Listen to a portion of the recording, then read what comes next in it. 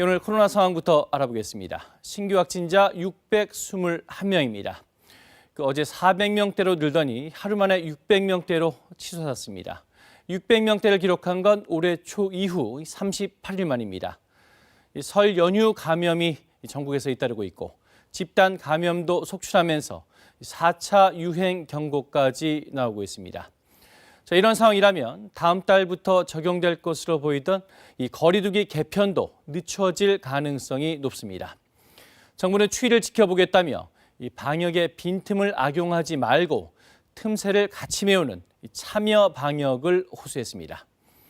이런 가운데 경기도 남양주시의 플라스틱 제조 공장에서는 100명이 넘는 확진자가 나왔습니다. 직원들이 기숙사에서 함께 지내면서 급속히 번진 것으로 보입니다. 이승재 기자입니다.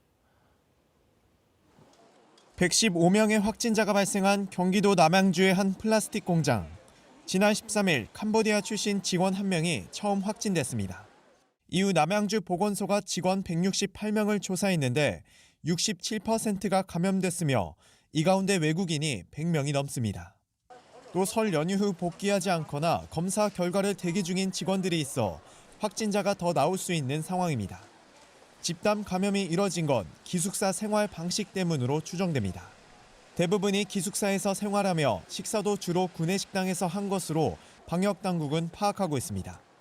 인근 편의점에서 먹을 것을 사와도 공장에서 동료들끼리 먹으며 집단 감염이 이뤄진 것으로 보고했습니다. 기숙사 생활을 하게 되면 가족이랑 마찬가지거든요. 자는 동안에 마스크를 착용한다는 것도 어렵고 식사도 같이 하셨을 가능성이 높기 때문에 우려되는 건 설 연휴 기간 직원들이 산업단지를 벗어나 모임 등 외부 활동을 한 겁니다. 특히 확진자들은 처음엔 일반 접촉자로 분류돼 지난 16일까지 3일가량은 통제를 받지 않았습니다. 부분적으로 이동은 있었던 걸로 확인이 되고 있고 이동 경로와 그다음에 연휴 기간 동안의 동선에 대해서는 지금 역학 조사를 하고 있는 중입니다. 그래서 좀 더 시간이 필요할 것 같습니다. 방역당국은 진관 산업단지에 있는 업체 근로자 1,200여 명에 대해 전수 검사에 착수했습니다. 또 역학조사관 18명을 긴급 투입해 감염 경로를 파악하는 한편 전파력이 어느 정도인지 평가할 계획입니다.